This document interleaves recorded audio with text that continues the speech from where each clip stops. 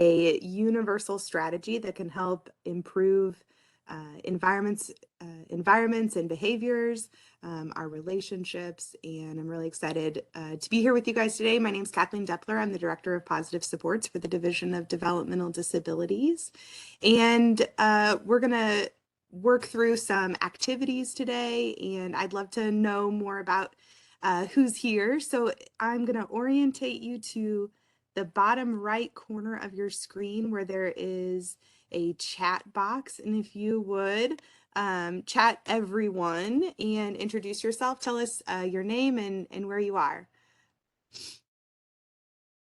I'm gonna do the same myself.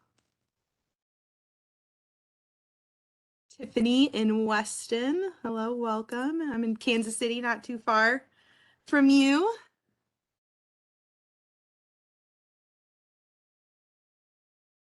Hi, Heather and Sedalia.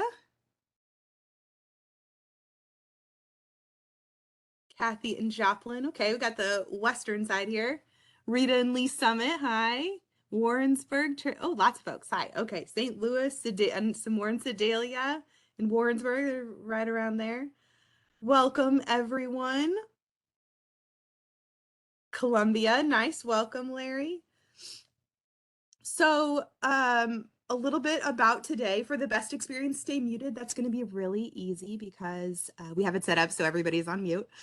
Please use the chat box to share your thoughts, and we're going to do lots of activities, so please use the chat box to participate in those. It might also be helpful if you had a paper or, Word document up to take some notes about the stuff we talk about today. And that might also be helpful as we work through some of the activities. So today we're going to talk about what positive behavior supports is and really provide just an overview of what a universal strategy is. We're going to talk about some fundamental facts about behavior, and we're also going to talk about 4 categories of behavior that can help us identify what might be the best response depending on the category of the behavior that's happening in the environment. We're also going to talk about some common examples of coercion, so some things that we're doing to try to punish people, some things that we're doing that are trying to, stamp out a behavior and that really aren't helping us. So we're going to talk about those common things that we want to try to avoid, and we're going to share the effects of those coercions, which hopefully will then explain why we're asking you to avoid them. So we're going to share 10 common examples of that. And we're also going to talk about some skills and strategies that we can use to improve the relationships and improve interactions.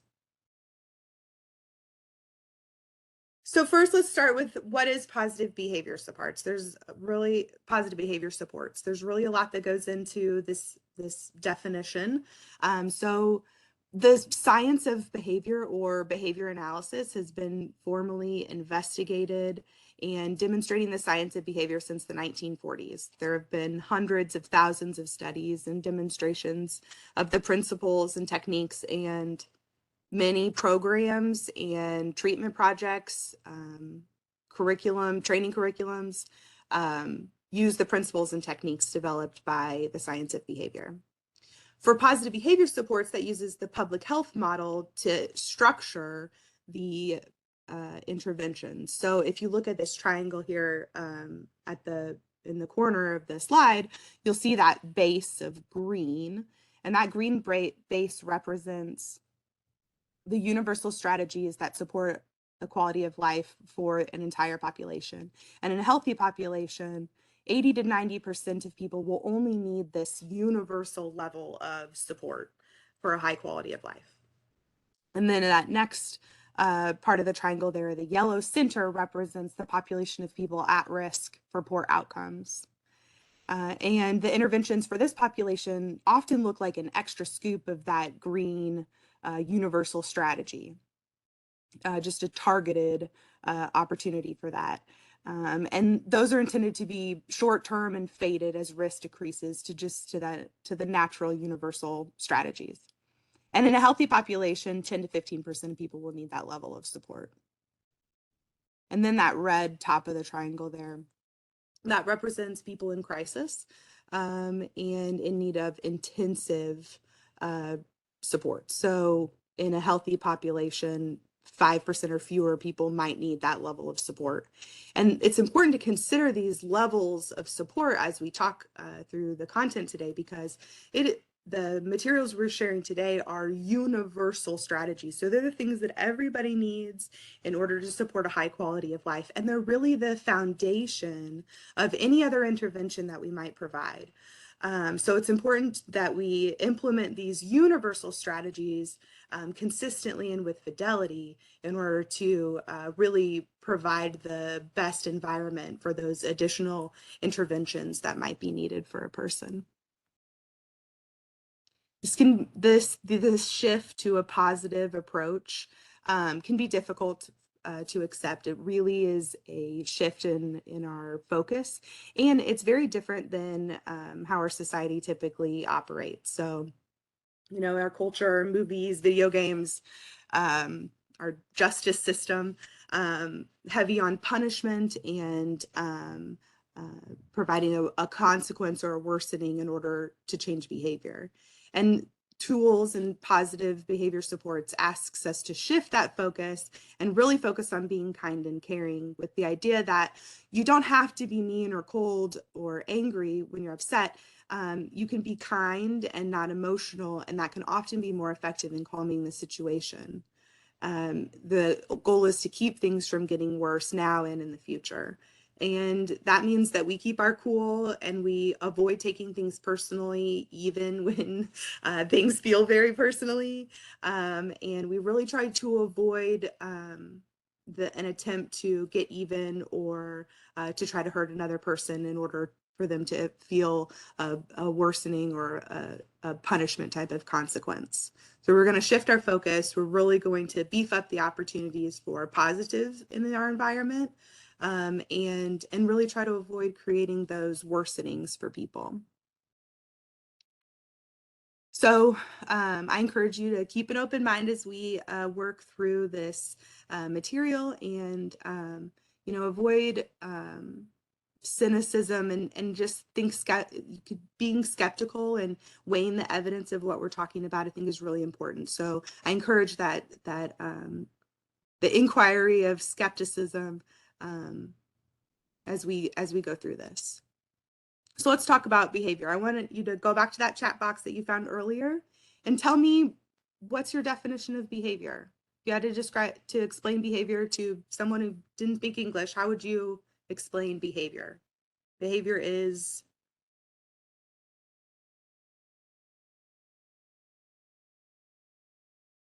communication, Kim says. A way we respond to stimulus, Erica says. Any action a person takes, from Jess. These are great.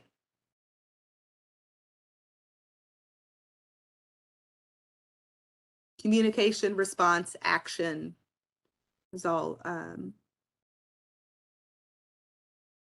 flow well together.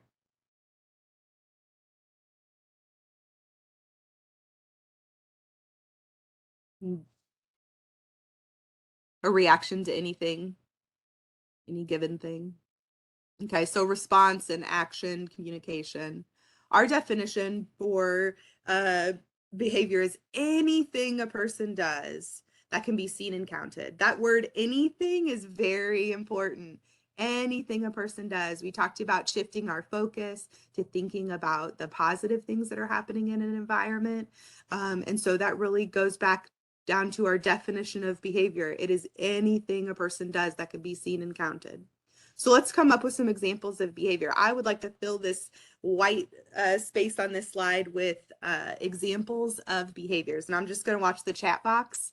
Kat, if they start coming really fast, maybe you could help me by shouting them out. But I'm just going to type whatever behaviors.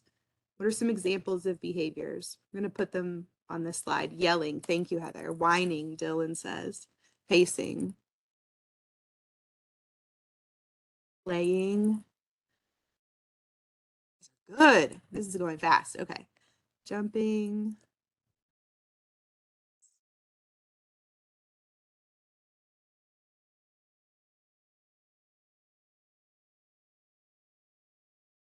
spitting, physical encounter. Don't judge me for my bad spelling. I'm really going fast. Or as fast as I can. Stomping, biting nails.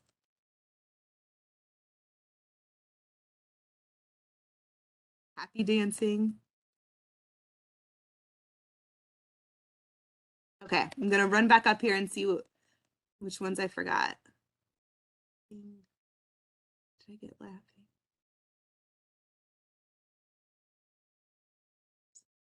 Couple laughings I missed. Spitting, joking. Oh, I got that. Okay, I think I got most of them. Great job. Okay. I am, eating. Hungry, so I'm gonna include that. Okay.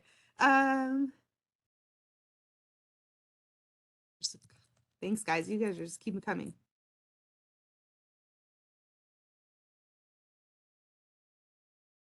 Okay. So now I'm going to pick another color and I'm going to circle some things. And as I circle things, I'd like you to tell me in the chat box, what do you notice about the things that I'm circling? What do you notice about the things that I'm circling?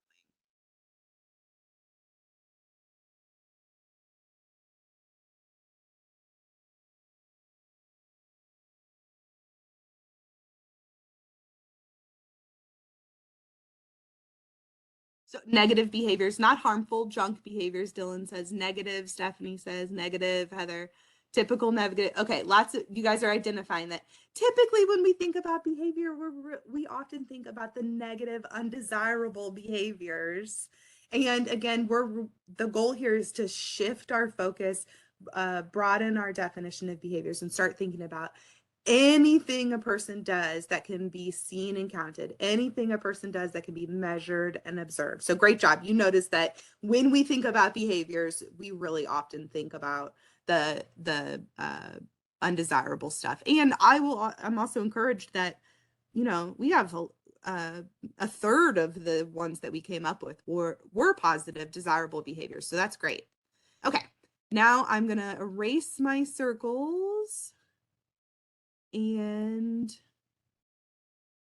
I'm gonna circle some other things. What do you notice about these circles? What do we notice about the ones I'm circling now? Actually, I don't know about that.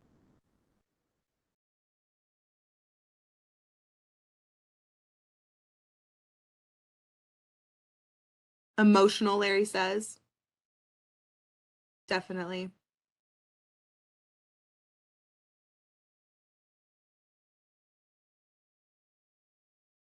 They're big old categories, Beth Ann says. They're not specific. That's right, Beth Ann. These are not specific.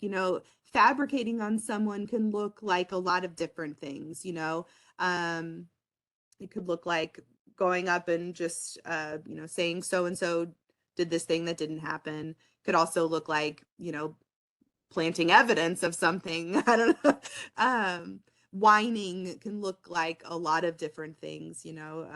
Same with physical encounter. I could call something a physical encounter if it just taps my shoulder. Other people might not call something a physical encounter until you're knocked off your feet or something. Everyone just kind of has a different definition for what those things look like. And so they're subjective. Yes, Dylan, exactly. So when we talk about behavior, we want to make sure that we're talking about behavior using terms that can be seen and counted so that everybody knows that what we're talking about. So for example here, instead of saying Kathleen's rude, it would be much more clear if Kathleen said, she looked at this lady and she said, look at her, what is she wearing? And she had this face of she was so grossed out. And that's much more specific about what I did. So, over time, Kat could identify that I used a quieter voice. The first time the lady could hear me say it. But then, the next time I just whispered it to Kat. So my behavior changed, it decreased over time. And when we talk about the behavior in measurable specific terms, like saying exactly what was said, then we can see the changes that happen over time. So it's important for a few different reasons. We really want everybody to know what's going on. That can be helpful in so many situations. Shift change, documentation, really just like identifying those changes that happen over time. So we want to talk about people's specific behaviors in measurable, observable terms and avoid those big old categories like tantrums or aggressive or those types of things. We want to talk about sat on the floor, stamped feet, and screamed loud enough for people to hear in the other room. So it's very clear. Everybody knows what that former tantrum looked like. Measurable, specific actions. Now, I mentioned earlier that I was going to talk to you about some categories of behavior. It is important to, we have categories of behavior because they help us identify how we might respond. So organizing those specific actions based on the context of the environment is helpful so that we can determine what that response might be. So here I have 4 categories of behavior. And again, I want to think about what that specific behavior was in the context of that and how I would categorize it can help me determine the response. So significant, desirable, those are the big deal kinds of things that happen. The quality of life improvers, the things that we want to teach and model and motivate and increase, the things that are going to make people's lives better. And then there's the just okay stuff. These are the opportunities that we have to start expanding that definition of behavior and start thinking about opportunities in the environment where we can infuse some more positivity. So the just okay stuff are the things that we just kind of expect people to do. You know, shutting the door after they come inside, putting the toilet lid down. The things that we expect in our environment that often don't really get any kind of response because we just kind of expect them. And then there's the undesirable. So I'm going to start with serious things that are physically harmful to themselves, others, property, or illegal. These are things that we want to interrupt and we want to respond using the tool we're going to talk about called Stay Close Hot. And then there's the behavior that's undesirable, but it's not physically harmful to themselves, others, property, or illegal. It's annoying and it's not socially acceptable. It might have been age appropriate years ago, but it's not anymore. These are the things that, you know, we're spending a lot of time on. They are distracting, and because they're annoying, we really get distracted by them and spend a lot of time reacting to them, but they're not physically harmful to themselves, others, property, or illegal. And so we have a tool called Pivot for those. So based on the specific behavior that's occurring and the context of that behavior, we can identify a potential response. So I'm just going to take one behavior and kind of walk through how it, depending on the context of the environment, that behavior could be desirable or undesirable.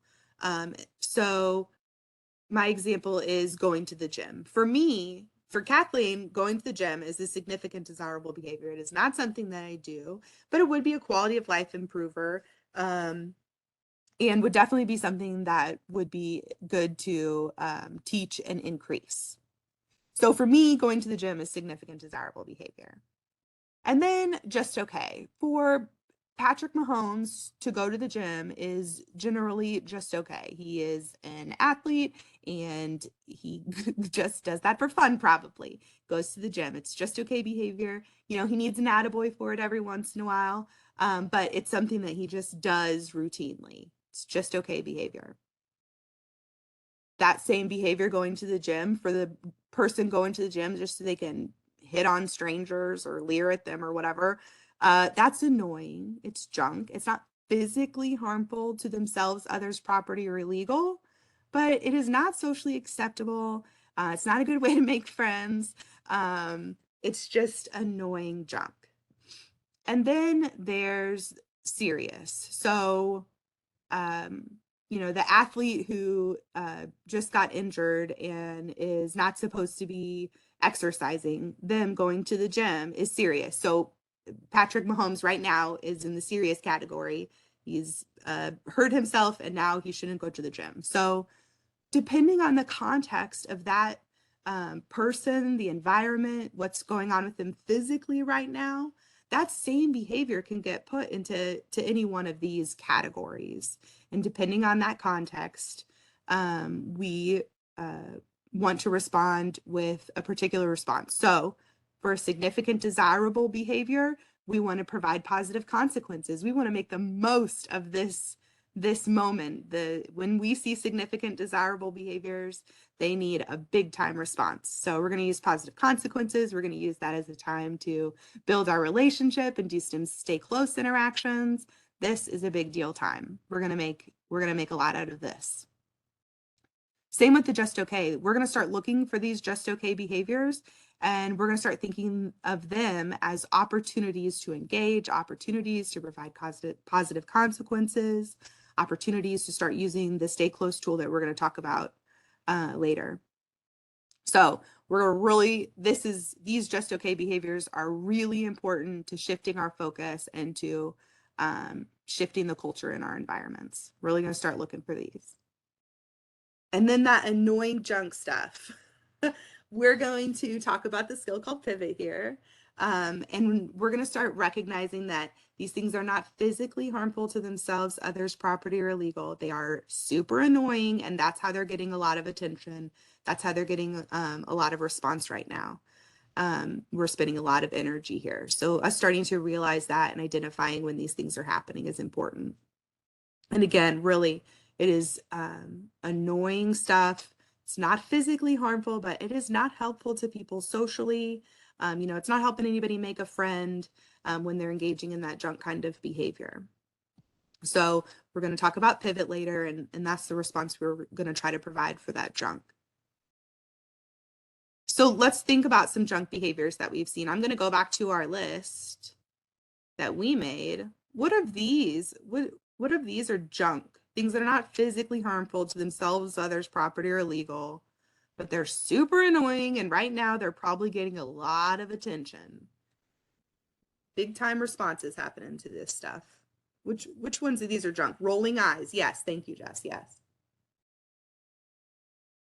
Yelling and spitting. Thank you. Yes, Heather. Good job. Spitting is a big one. That is super gross and it gets people, but I'm happy to hear that you put that in the junk category.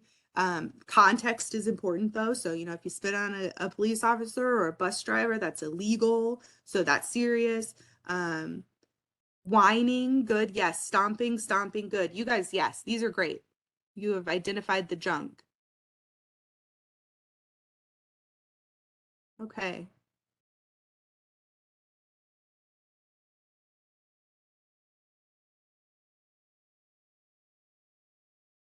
Navigating back to my slide. Okay, so here's some other examples: swearing, threatening, screaming, yelling. We kind of had that one. So slamming doors. These are things that we spend a lot of time on. They get a big response.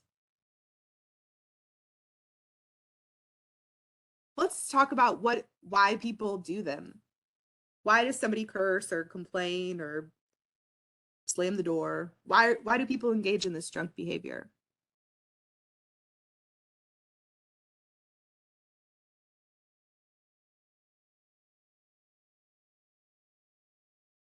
It's previously gotten them attention. That's one reason, yeah. It's the thing they knew to do.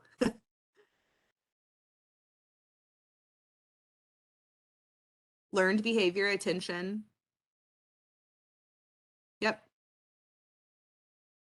To get access to the thing that they want. It's worked for them in the past.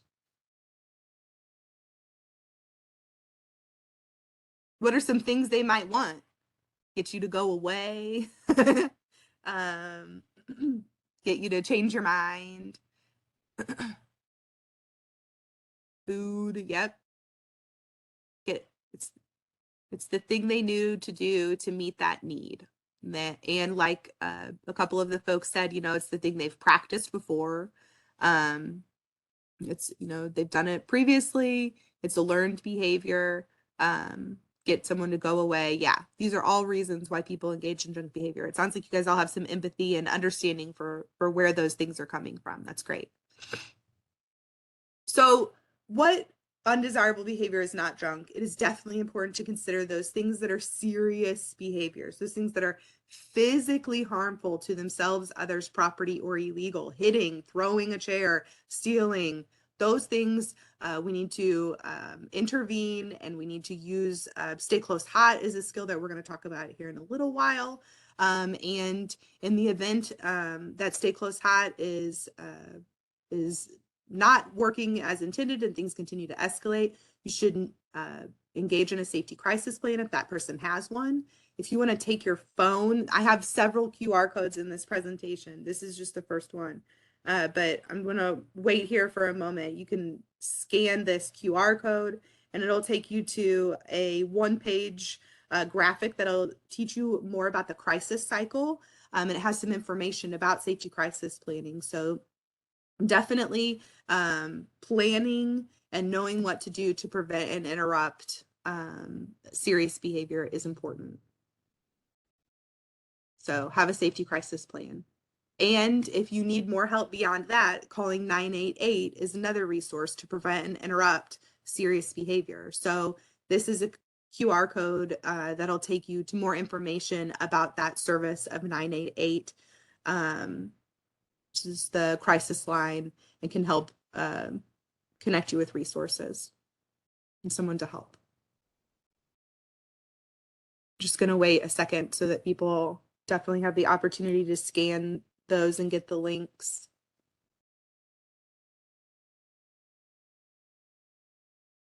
Okay. So, depending on the context of the environment, any of those behaviors, like we talked about earlier, could really be, depending on the person, depending on their physiology, the current situation, what else is going on in the environment. The behaviors could really be in any category. And it's important to consider the category so that we can determine what response we might have.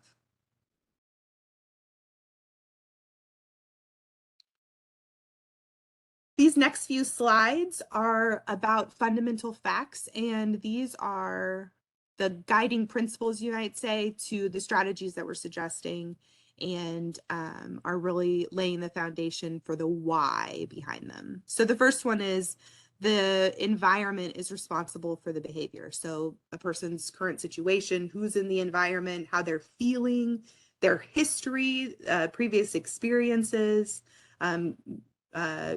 one of the reasons earlier we talked about people engaging in junk behavior was that that they've done it before. It's the thing that they knew to do. So the behavior is always right. We can change the environment. And I don't mean the behavior is always right, like it was the right thing for Johnny to hit Sally. I mean, it was right as in it was the thing the person knew to best meet their need. So based on their history, based on their physiology, based on the current situation, that was the behavior they knew to best meet their need. So the environment is responsible for the behavior, and we can change the environment. We can shift the consequences and create change. The second one is expanding your definition of consequences, like we're expanding our definition of behavior. So a consequence is anything that happens after a behavior. And that consequence can either strengthen the behavior and make it something that's more likely to happen in the future, or it can weaken the behavior and make it something that's less likely to happen in the future. And so the only way to know what kind of consequence you've provided is by what happens in the future. If the behavior happens more often or continues to happen the same amount, then you're providing some kind of reinforcement and strengthening it. And if the behavior doesn't happen in the future or happens less or with less intensity, then we're weakening it or punishing that behavior. So the only way to understand the effect of the consequence is by what is happening in the future.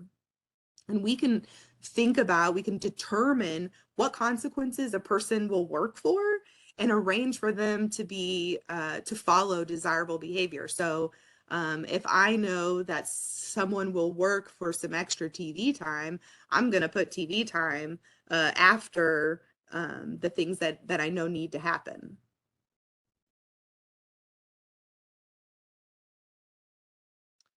Number 3, time, patience. This stuff is hard.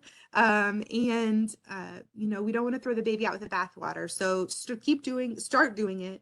Keep doing it for a couple of weeks and tweak things. Tweak one thing at a time. And take data, because that's really the only way to know those changes over time. So use measurable specific terms, things that behaviors you can see and count, take data about them, and that will help you identify change. It takes time and patience, and that data can really help because you'll see small changes sooner, the more information that you have about what you're looking for. Past behavior is the best predictor of future behavior. So if I know that that typically when Sally gets off the phone with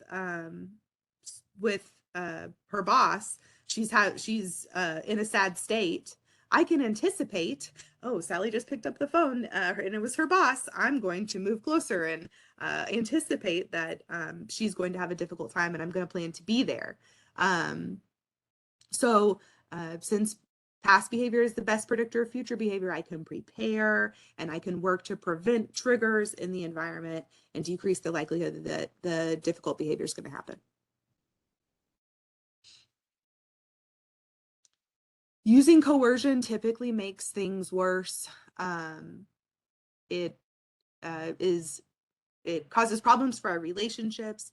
It also creates a worsening for the person, and really can, we're going to talk later about how many escalated situations stemmed out of junk behavior getting recognized and ramped up. So oftentimes the response that we're giving to that is some kind of coercion. So we're really creating more problems. We're hurting our relationships, and we're not supporting the person to do that desirable behavior by focusing on their undesirable behavior. In the long run, behavior responds better to positive consequences. This goes hand in hand with the last one, that the goal really is to shift our mindset, start looking for the positives, and really enhance and infuse the environment with positive consequences as often as possible. And shifting that focus to desirable behavior is going to provide more positive change in the long run.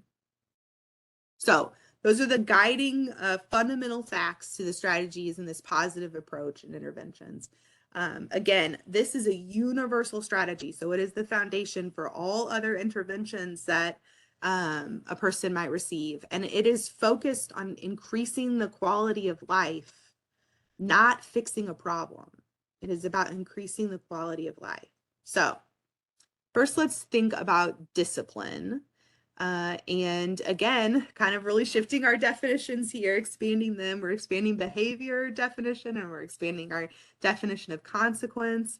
I want you to expand your definition of discipline away from that punitive, punishing sort of idea behind that discipline often gets expressed as, to thinking about discipline as something that you learn. Math is a discipline, science is a discipline, English is a discipline. It's something that's taught and something that's learned. And so if we're using punishment as our discipline, we are teaching and modeling and motivating exactly the behaviors that we don't want to see.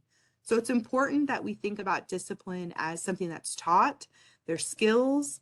And if we're teaching if we're using punishment as that discipline, we are really motivating the thing that we don't want to see.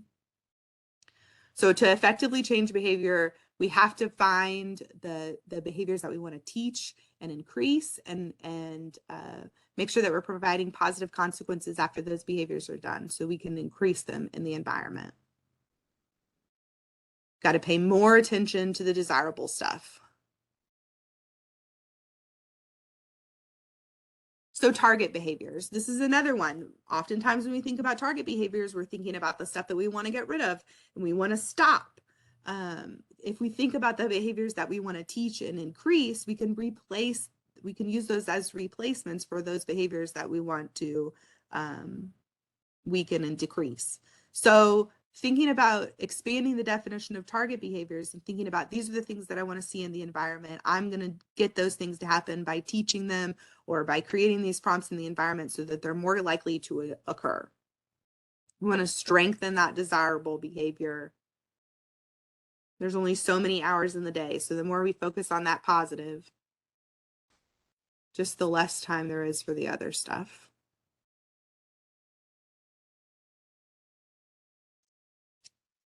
So we're going to shift our focus. We're really going to emphasize the healthy, desirable behaviors that we want to see. And when undesirable behavior occurs, we're really going to focus on providing that non-emotional, as little response as possible, as little attention or reaction as possible to that undesirable behavior. We want to spend our time teaching and modeling the desirable, healthy behaviors that we want to see.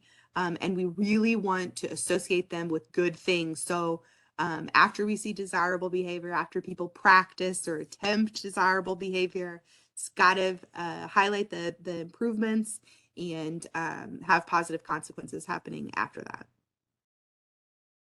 So we're going to avoid focusing on inappropriate, undesirable behaviors, and we're going to shift our focus and focus on desirable, healthy behaviors. That's the stuff that gets our attention. That's the stuff that gets motivated. So this is totally a shift in our focus.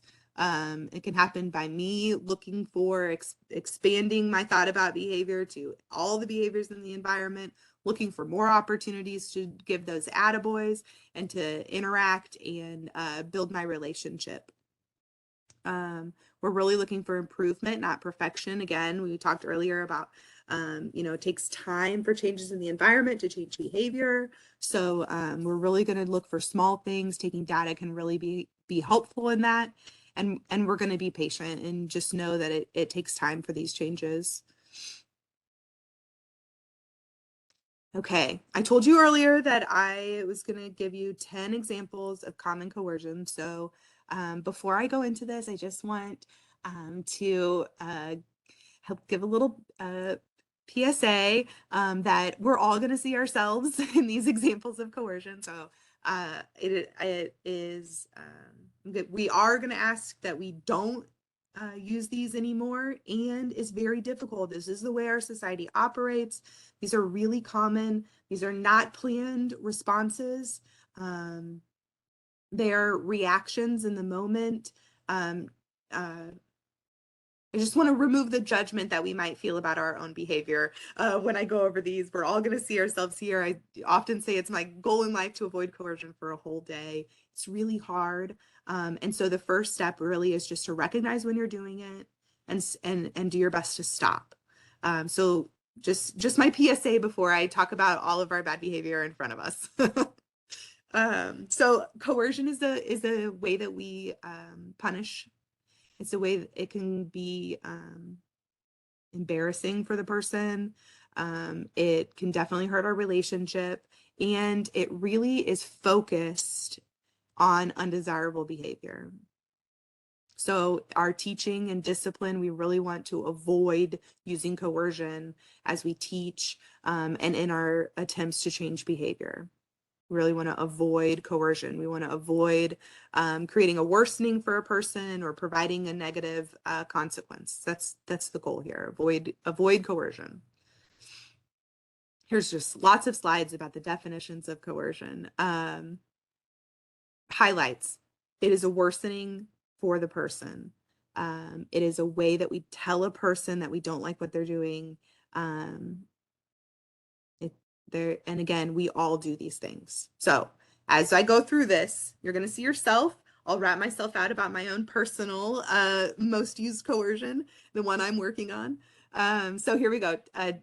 Questioning, arguing, sarcasm, teasing, force, threats, criticism, despair, lecture and logic, taking away, and talking about a person's bad behavior in front of them. So questioning is when you ask a question you don't want answered. You know, and on this one, I think a lot about the tone of voice and how important it is when you ask a question, and how much it says. So, you know, do you know what time it is? Do you know what time it is? You know, that second time, I did not want you to tell me what time it was. I was trying to tell you that you were late, and I am not happy about it. And I did that by asking you a question that I clearly didn't want the answer to, with body language that said so much.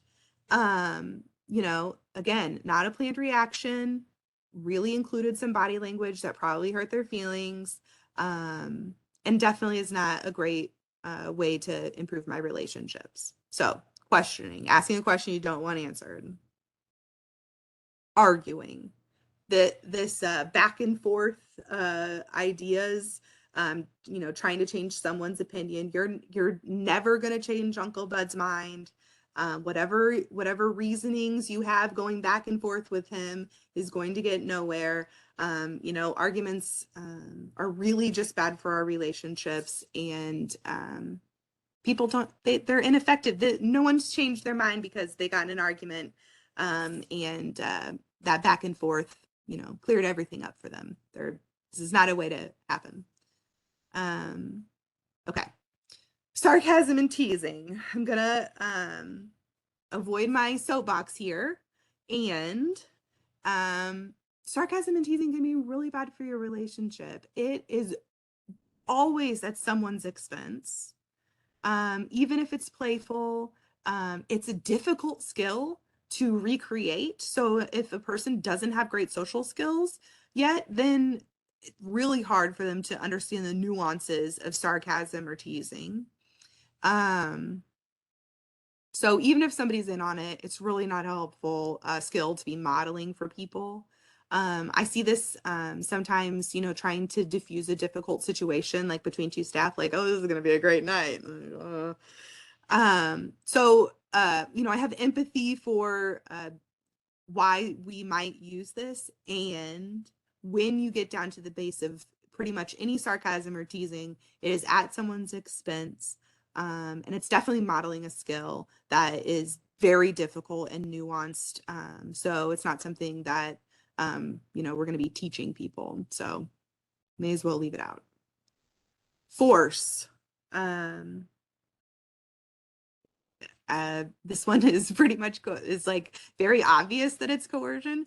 So, you know, physical force. And then when you think about verbal force, like loud and close, you know, that like intimidation kind of factor there. So, you know, physically forcing someone to do something, or forcing them to do something without their consent, they're against their will, they really don't want to do that. That is one way that we coerce people, and we're going to avoid. Threats. You know, reminding somebody that, you know, if you don't get in the car in time, you're gonna have to listen to the talk radio. You know, like reminding them or telling them about the bad thing that's going to happen if they don't, you know, hustle up. Again, these are not things that we like typically. You know, we're not planning to make that threat. You know, if you don't do your homework, you're not going to the mall. We don't plan that. We just get kind of desperate and say it in the moment. So these are definitely not planned responses. They're things that we're doing that are not helpful to our relationship, and they are in an attempt to stop that junk behavior. That's how we're using them. Criticism. So somebody already started a task, and you tell them how they could do it better, or you start trying to teach them how they might do it better. You know, if a person's already started washing the dishes, and you come in with your other way to do it, really not going to feel great. Focusing instead on the things that are going well, and, you know, making a mental note that before Johnny does the dishes again, I am going to show him how to scrub one. You know, that plan for teaching in the future is going to help you avoid damaging your relationship and being critical in the moment. So criticism, telling somebody how they could do something better, or that you have a better way that you could do it, hurts. Despair. I told you I was going to wrap myself out. Despair is my personal go-to coercion.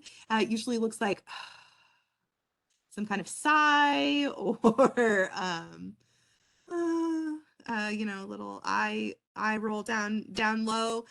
So acting as though you give up or you don't know what to do, you're hopeless. Those are things that we do as a response in the moment. Not helpful to our relationship. People, if I'm giving up, then what hope does the other person have, so definitely not helpful. And it can also be super motivating to people, if me being annoyed was the goal of teenagers' behavior, then boy did they succeed when I did my so there's the other side of that too, that it can be really motivating to cause somebody to feel that. Lecture and logic. I'm starting to feel like I'm doing this to you. I've been talking for a really long time now. And I haven't got, haven't given you a prompt to share your feedback. So, talking more than other people, that's one way that we use lecture and logic. Telling a person things that they already know, repeatedly explaining to them why they shouldn't do X, Y, or Z, or why they should.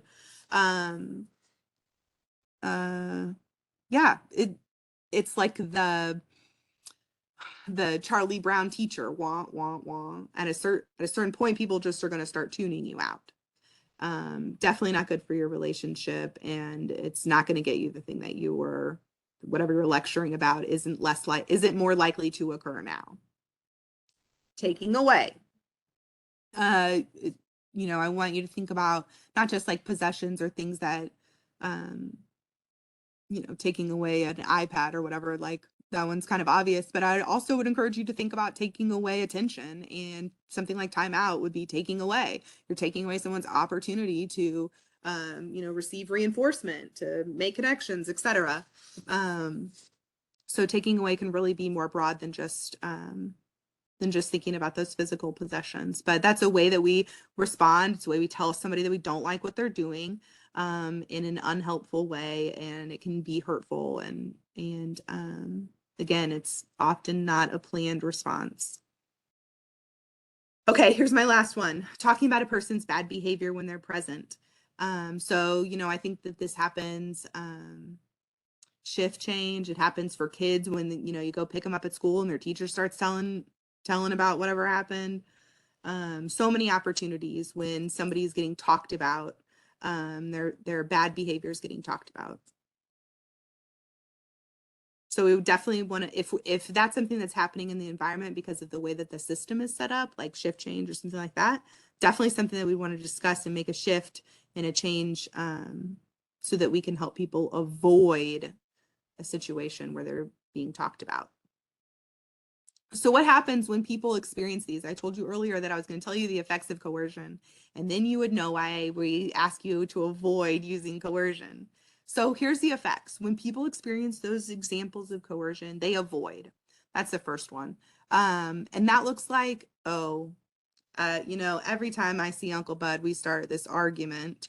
I'm just not going to Thanksgiving. I cannot deal with Uncle Bud in the future. Like that avoid happens, like I'm just not going there. If the last several interactions we had with someone were full of coercion, I'm going to avoid putting myself in that situation. So there's one effective coercion, avoid. The next is getting even. And this looks like, one coercion meets another, and we're just getting even back and forth. And it doesn't mean like, I used questioning and then they questioned me back.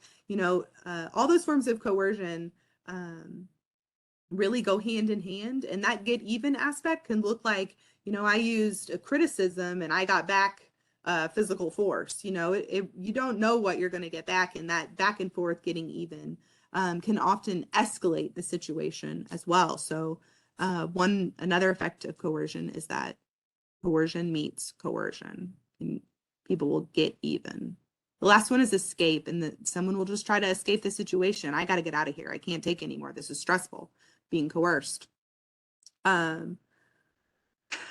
These these bottom three are also really important. So learn coercive behavior. When you think about the times that coercion is used, it's in response to an undesirable behavior. And again, people are motivated to get even. So coercion meets coercion. We're motivating that exact behavior that we don't want to see. People also behave less confidently when they're experiencing coercion. And I really like the example from Seinfeld in the Soup Nazi episode. Seinfeld is, I mean, he can get up in front of, giant audiences, thousands of people, and be confident enough to just like talk and make jokes.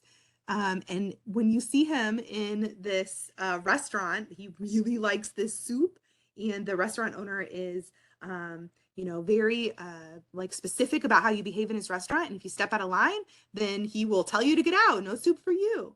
And so Seinfeld really wants this soup, and you can just see him, this very confident man cowering in line, like his head is down and he's holding his tray, and he doesn't want to do anything to step out of line. So people who are experiencing coercion, people who are in a coercive environment, they behave less confidently. And people don't make great decisions when they're in that headspace. We want people to be confident and make good decisions. So another effective coercion is that people behave less confidently. And the last one is that it's all focused on undesirable behavior. People are getting attention for undesirable behavior. When you think about the times when you use coercion, it is in response to somebody's undesirable behavior. It's a way we tell people that we don't like what they're doing and they should stop. And so that is a total response to undesirable behavior. And our goal is to avoid reacting to that undesirable behavior. And we're going to talk about a skill called pivot here in a few minutes that can help you avoid reacting. So let's think about when we are typically coercive. I like to say hangry, hungry, and angry. You're met with your pet peeves, you're frustrated, you're having a bad day. We're more likely to be coercive. And it's important to consider when you're more likely to be coercive. Remember, we said past behavior is the best predictor of future behavior, all things being equal. So same goes for you. If you know that, after lunch, you get a little hangry around 2:00, and then you're more likely to be grumpy, you can intervene and give yourself a snack so that you're less likely to be coercive. You can plan for that. And so it's important to think about, when are you likely to be coercive? What can you plan to do instead, so that we can help avoid these common triggers?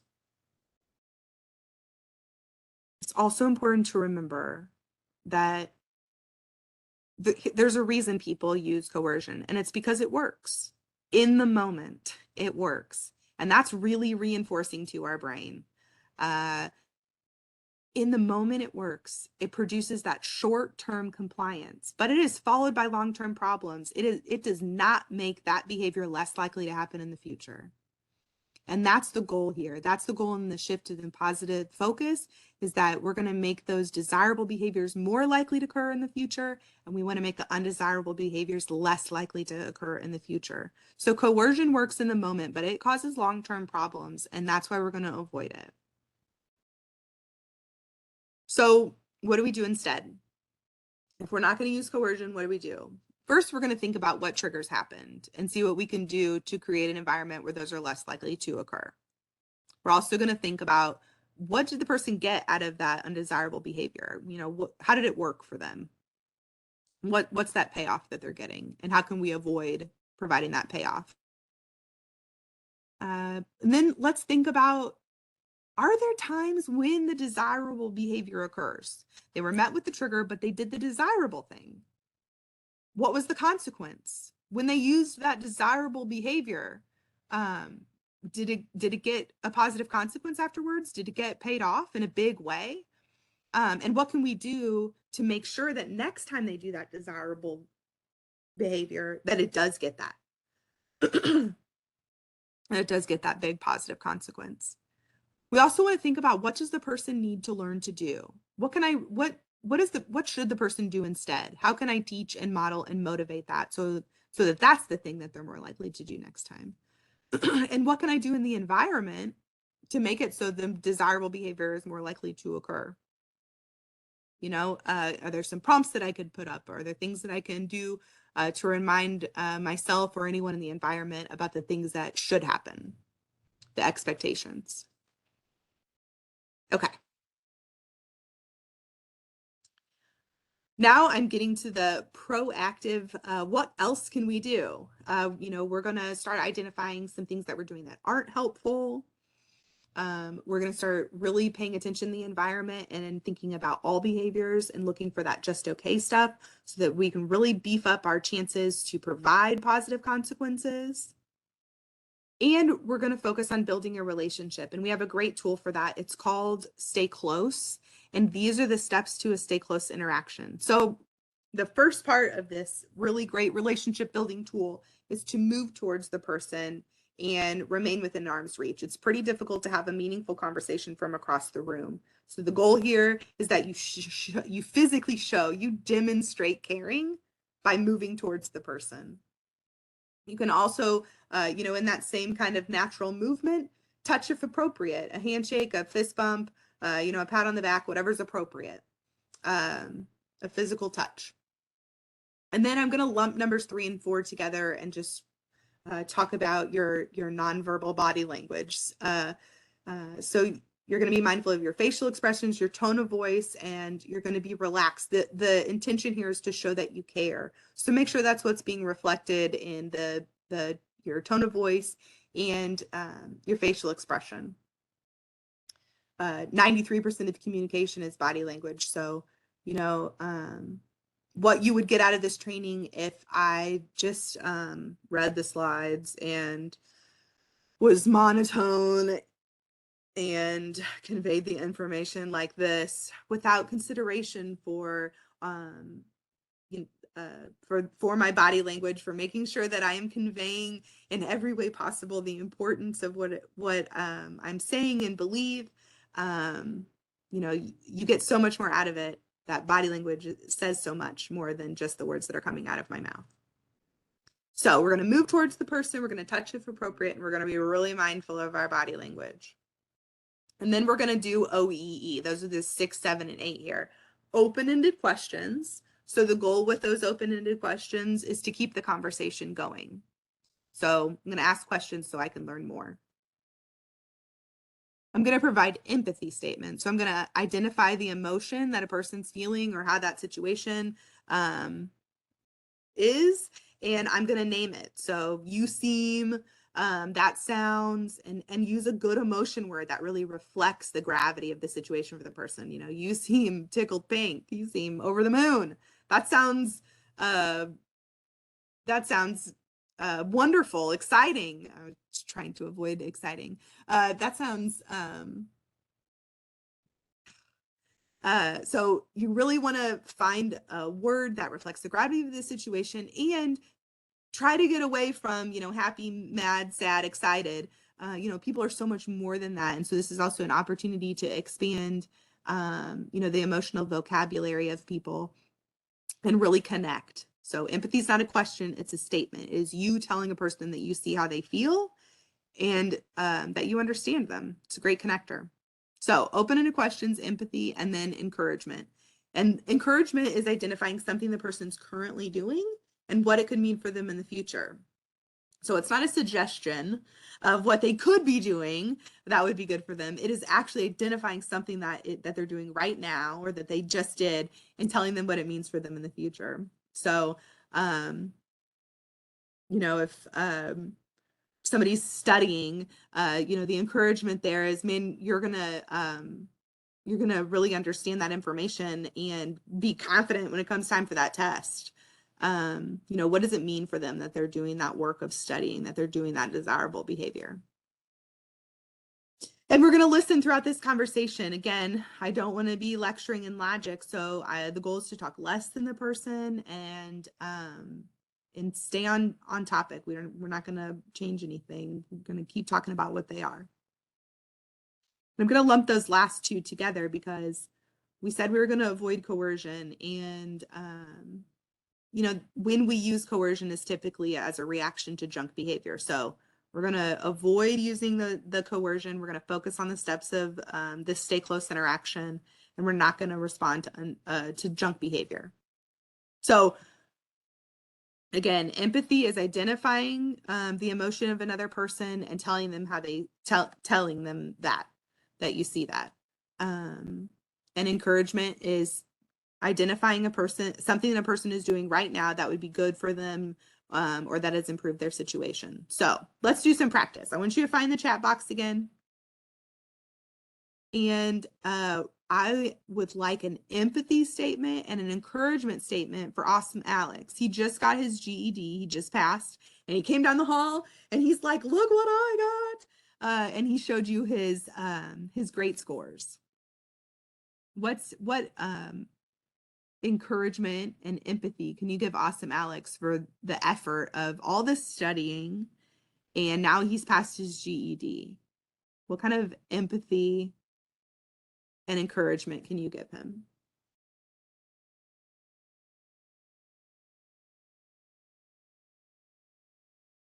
That's amazing. You studied so hard for this. You should be so proud of yourself. Wow, these are coming fast. You guys are great. All this effort and you to achieve this accomplishment. I love that, pointing that out. You worked so hard. Studying really paid off. Lots of you should be so proud of yourselves. It's great, guys. Okay, so the emotion that he's expressing is pride. You guys are telling him that. And what does it mean for him?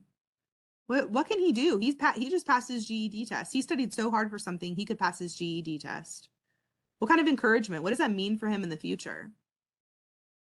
That he could be so responsible and dedicated and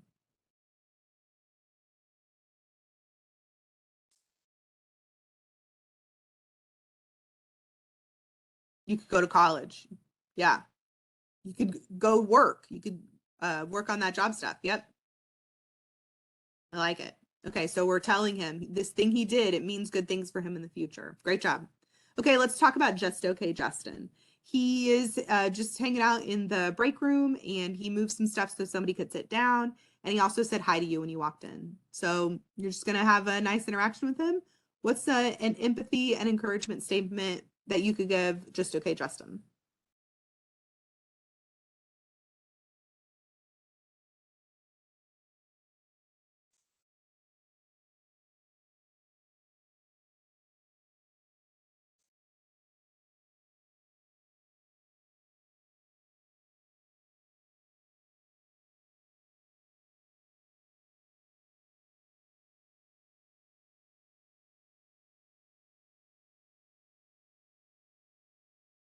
Sometimes in the Just Okay times, it's harder to find an empathy and encouraging statement just for the routine, kinds of things. And it's really important that we use these opportunities because, they're really impactful. Nothing happened. Justin's just in the break room, but you care enough to just go up and have a conversation with him. And in that conversation, you're going to use some really valuable skills like open-ended questions and empathy and encouragement. And, that moment, Justin didn't have to necessarily do anything to make that happen. You just cared enough to go do that.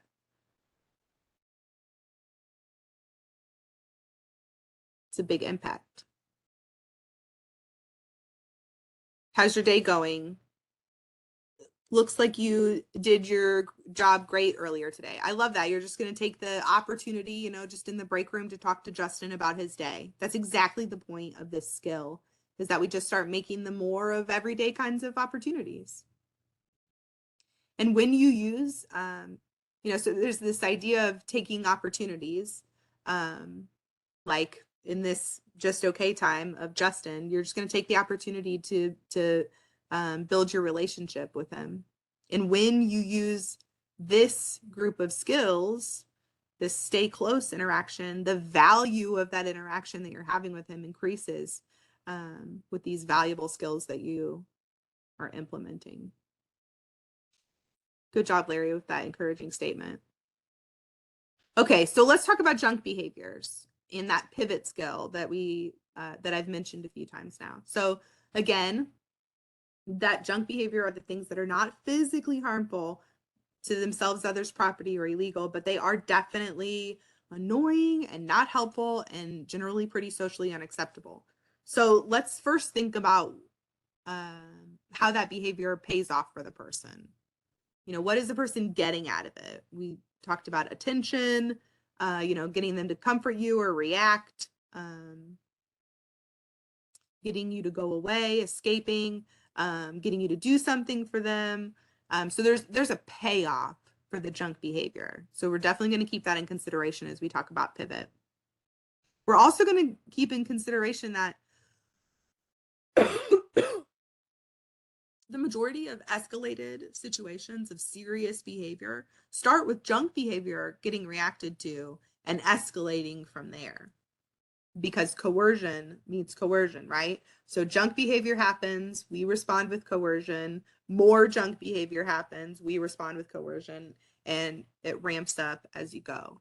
So serious behavior often starts with that junk behavior getting reacted to and ramping up into serious. So we're going to remember that as part of our real motivation to engage in this pivot. So when we see junk behavior, we avoid reacting.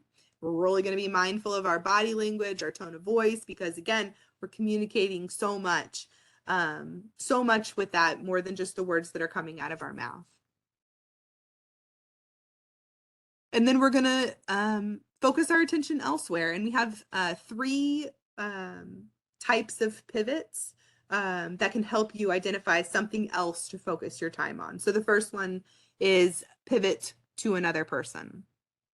So, you know, if you walk into an environment and you have, and Sally is on task and Johnny is off task, you know, a lot of times our knee-jerk reaction might be to go to Johnny and get him on task like Sally is. Tools asks us to shift our focus to desirable behavior. And so we walk into the environment, we see Sally is on task, and we focus our attention on her while keeping an eye on Johnny. When Johnny engages in some kind of desirable behavior or stops his junk behavior, his off-task behavior, for about 10 seconds, we're waiting for that to occur. We're waiting for Johnny to pick up his pen. We're waiting for Johnny to, you know, give us some sign that he's going to get on task, or he stops engaging in whatever junk or distracting behavior he was engaged in. And then we bring him into the conversation. So we avoid reacting to the junk behavior by focusing on desirable behavior in the environment, like Sally, who's on task. Now, it's important that I don't compare Sally and Johnny in that attempt to focus on Sally. You know, it looks like, Sally, what are you working on? And there's no mention of what Johnny needs to be doing. Okay, so I can focus on another person and actively attend to them. The other way that I can avoid reacting and focus myself elsewhere would be to attend to an activity of my own. It's really important. I'm not suggesting that, you know, off task Johnny do some other activity. I'm just going to focus on my own activity. You know, I'm going to keep typing my email while I observe to when desirable behavior starts to happen or when the junk stops.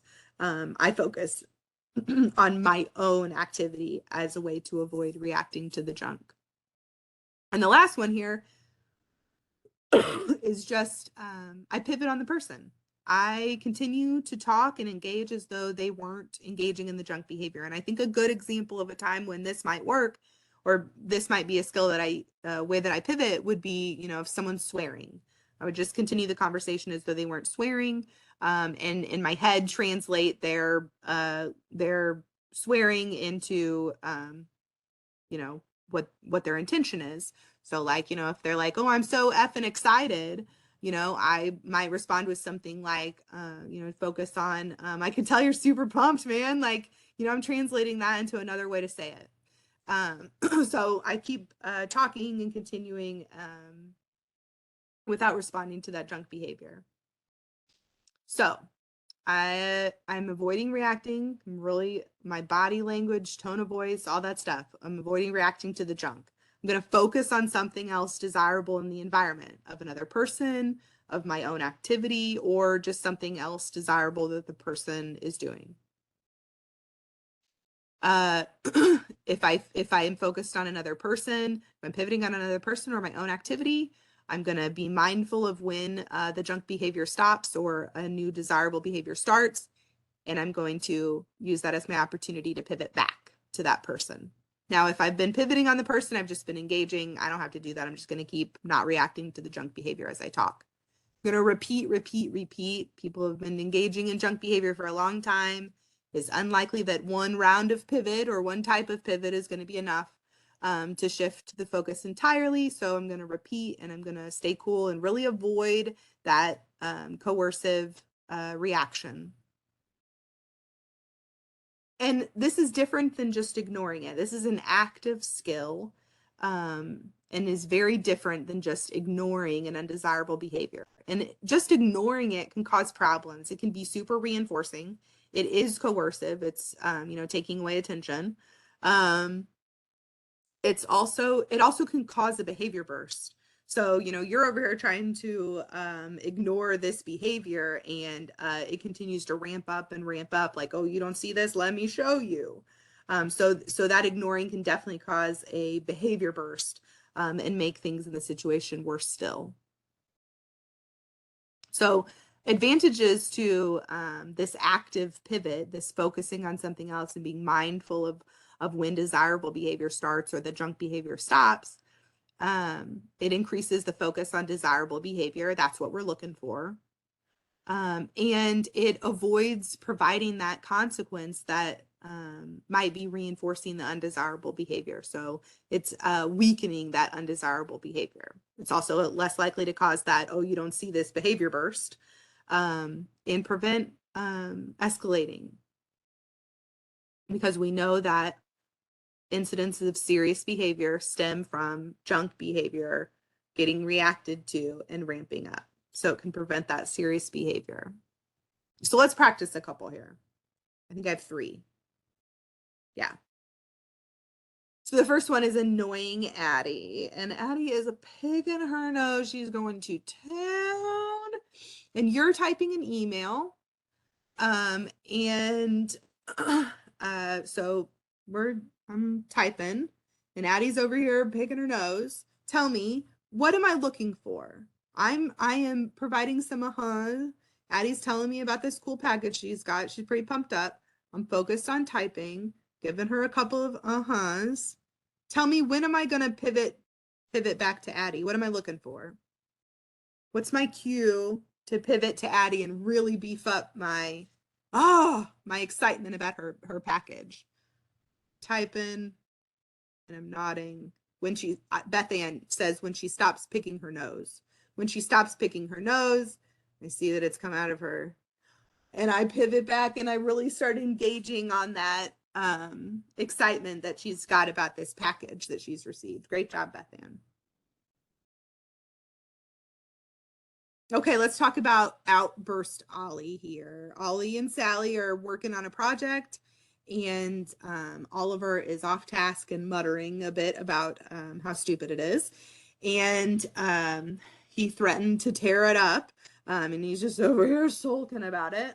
And Sally is working at the table and humming. So where do I start? Who do I start engaging? Ollie or Sally? So talk to Sally. Yes, Sally's humming a song and I'm going to start talking to Sally. I want to learn more. I'm going to focus on Sally. And what am I looking for from Ollie, from Oliver? Great job, Jess. What am I looking for from Ollie? I'm going to focus on Sally. And I'm waiting for Ollie. I'm definitely going to keep that empathy and understanding for Ollie. That's going to help me stay calm and avoid reacting to his mutterings. What am I looking for him? I'm going to focus on Sally until he picks up a pen to start writing. That could be one big cue that he is ready and I'm going to really focus. Yes, he picks up his pen. Yep. for him to engage in the project or with Sally. Or if he just changes the topic, that's a great point too, that he might just shift a topic, and I could find that something desirable in there. Great job, Jess. Yep. So I'm looking for the junk to stop, looking for something good to start going. Ideally, I like the suggestions that we got, and I'm just going to focus on Sally until those things happen. That's also really important for Sally, you know, that's important for the environment, that the thing that's getting all the attention is the desirable stuff. You know, Sally is working, and that's getting her the attention. That desirable stuff is what gets attention in the environment. Great job, guys. I have one more. Here it is. Meltdown Malcolm. It is time to go inside, and Malcolm does not want to, and he's like, that's bullcrap. I don't want to go. There's a lot going on outside. I am going to pivot on an activity, my own activity. What's going to tell me that I can pivot back to Malcolm? I'm going to avoid reacting to his grump of, you know, this is bull crap and him telling me he doesn't want to go. I'm going to avoid reacting to that. I'm going to focus on you know, the birds, the nice weather, what, you know, what's going on in the sky. What am I looking for from Malcolm here? He doesn't have to walk inside. I'm looking for a little bit here. It's improvement, not perfection. What am I looking for from Malcolm? Malcolm, so if Malcolm starts to walk towards the house or something, that would be a good cue. Yeah. Changing in his volume. Those are great things to observe. Yeah.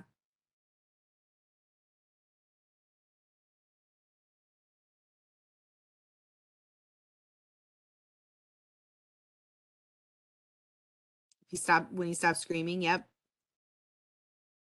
And after about 10 seconds, if just him stopping, if just him stopping the undesirable behavior is all I'm getting, then after about 10 seconds of him stopping screaming, ready to go.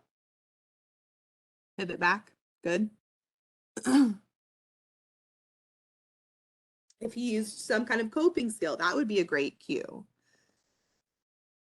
Okay, so next, and this is a good one to shift into the next skill. The next skill is stay close hot, and that's for when things are starting to escalate, when a worsening has happened for the person. You know, in Malcolm's case, it might just be junk that he doesn't want to go inside, but it could escalate because he gets frustrated and he really doesn't want to go inside. That can escalate to a stay close hot. So let's talk about this next skill of stay close hot and what we might do to help people come back down or stay calm in a difficult situation. So the first thing we're going to do is avoid reacting to the junk, because we know that kind of coercion is only going to make things worse. So we're going to be really mindful of our body language and tone of voice. And typically we're going to remain within arm's reach and move to the person. You know, in a dangerous situation, that's not what you should do. But generally moving towards that person is a demonstration of caring. You're there to help. And again, you should notice these are all the same steps of that relationship building tool. They can just also help you de-escalate a difficult situation. So, you know, the more that you practice this in the normal everyday times, the more just like typical it is. Like when Kathleen talks to me, she just walks towards me. That's just what she does. So, important to use this all the time, not just in a difficult situation. So move towards the person, touch if appropriate, ask open-ended questions. Remember, the goal of asking open-ended questions is to keep the conversation going. So this is a difficult situation we're talking about now, and there might be a lot of junk behavior happening. So be sure that the open-ended questions that you're using are to keep the conversation going. If the conversation is going and you're getting a lot of information already, you might not need to ask questions and you might better focus on the other skills. The other thing about open-ended questions in this situation is you want to avoid asking questions where you're just trying to fix it. You know, you don't want to ask questions like, what could you do now? Or things that are going to, you know, put like another thing onto that person, another task demand, or So the goal of asking the question is to keep the conversation going, not to try to learn more so you can fix it. So be sure you're asking, be sure you're using open-ended questions as intended, not just to be asking questions. You're not trying to fix it. You're not trying to problem solve. You want to listen to the information that the person's telling you, and avoid changing the topic. Talk less than the person. Respond to the person with empathy. That's a good way to tell the person that you see how they're feeling, that you understand what information they've told you. So acknowledge the situation and the feelings that the person's experiencing. Again, empathy is a statement. It's not a question. So you're not going to ask a person how they feel. You're going to tell them, I see that you're feeling, you look heartbroken. You look just so sad. What happened? Your face is just, you look so sad. What happened? You know, you're telling the person how they see, you're telling them that you understand how they feel. That kind of connection is really important. Sometimes people don't want to acknowledge those difficult emotions because they're concerned that they might make things worse, when in fact, telling someone that you see how they feel, using empathy in that way is a great connector, and it tells the person that you're someone who understands them and that you're someone who can help them get through this moment. So tell the person that you see how they're feeling, and use a word that reflects the gravity of the situation, how big those emotions are. And then encouragement. And again, encouragement is not a suggestion. I'm not going to prompt the person to use the coping skill that they would that they could have used 20 minutes ago. I'm not going to prompt them to do anything. I'm not going to ask them to do anything. I'm going to tell them, I'm going to find something they're doing that would be good for them to continue, even if it's just, this is such a difficult situation, you're already talking about it, you're telling me this is such a difficult situation, you're staying right here with me, I know that we can get through this together. What are they doing in this moment? Even if it's just talking to you, maybe they took a little bit of a deep breath, progress towards using one of those coping skills. Any little component of one of those coping skills that you see, you can encourage. It just has to be something they're already doing. It is not a suggestion of something they could do. So encouragement. And then repeat until the person's ready for the next step. And the next step is that to direct to an alternative behavior. So this is direct, not redirect, because by the time you suggest, sometimes I know when things are hard, that it helps you to take a walk. Do you want to do that now? By the time I suggest that desirable coping skill, that thing that really can help, they should have already come back down. Next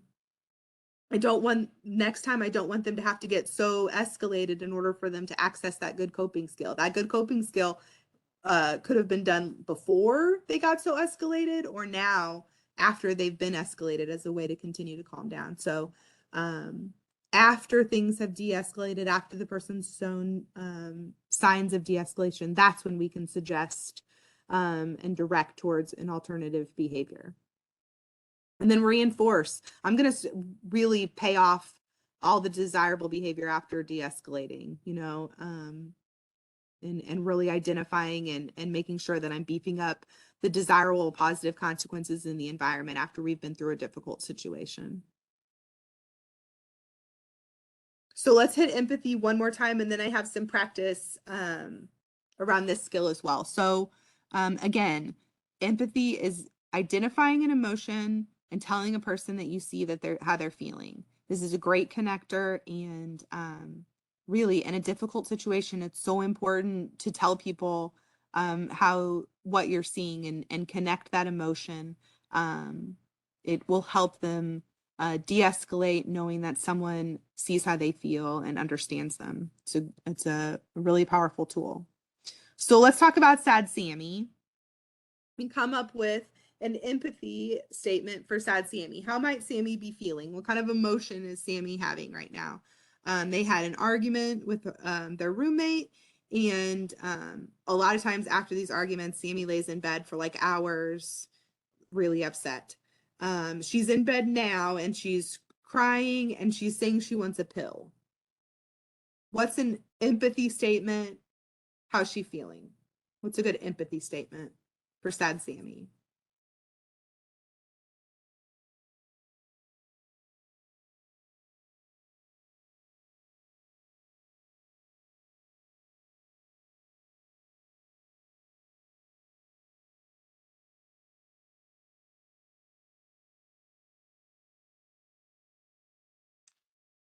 You're crying. What's going on? Yeah.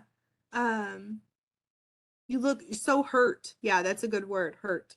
Crying. And identifying that they're crying. Yeah. What's that emotion there? What emotion word? Hurt. Someone who's crying, what emotion might they be feeling? Hurt is a good example. There's lots of others though.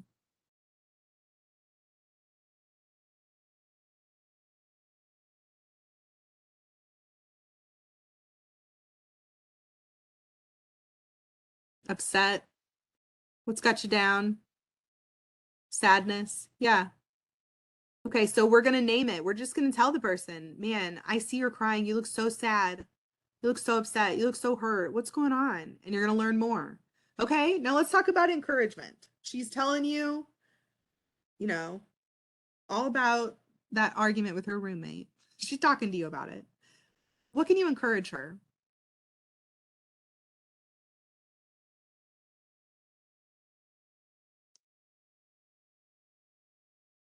Sammy and her roommate have had this argument before. She's been down in the dumps.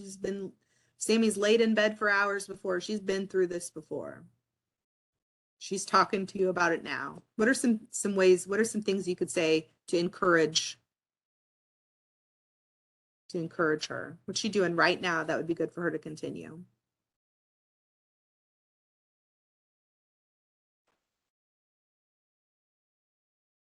You've been able to repair your friendships before. That's a good encouragement. And Tracy, what can I do to help you? That, you're moving towards that directing to an alternative behavior. So once she starts showing some signs, it'd be a good idea to suggest one of those things you've done previously that was helpful.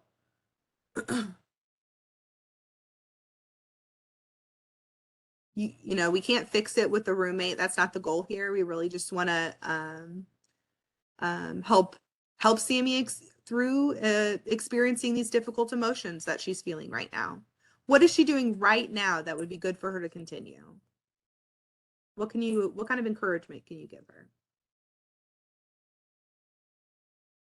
If she's taking some deep breaths, you can say you're doing a great job taking deep breaths. I can tell that that's really helping you. Yep. If you see some deep breaths, definitely something you want to reinforce. And yes, also want to expressing her feelings. You're already telling me about this. You're already expressing yourself, Sammy. That's so helpful. You've been through this before. I know you can do it again. She's in her own space. Yeah.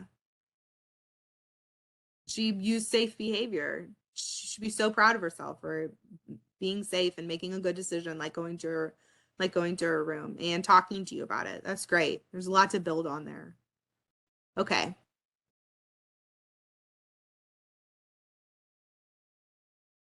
I'm going to go back to my slide and just reiterate. So we're going to avoid reacting to the undesirable behavior. We're going to move towards the person. We're going to touch if appropriate. We're going to use our open-ended questions to learn more, but not to problem solve, not to try to fix it, just to learn more.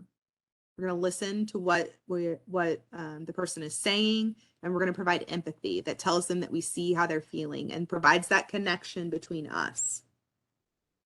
We're going to look for things the person is doing that would be good for them to continue, and we're going to encourage them. So we're going to look for any component of a coping skill, the going to your room, the taking deep breaths, the expressing their feelings. Those are all desirable behaviors that can help this person get through this difficult time. And you're going to encourage any one of those that you see, any desirable behavior you see, you're going to encourage. And once that empathy and encouragement and you're listening, once you use those skills and you start to see that the person is de-escalating then you can get to that directing to an alternative behavior, to, suggesting that you take that walk, or, if they want to problem solve, that repairing of friendships, once things are calm, once they start to show signs of calming down, that's the time that you can make that kind of suggestion about what could happen next.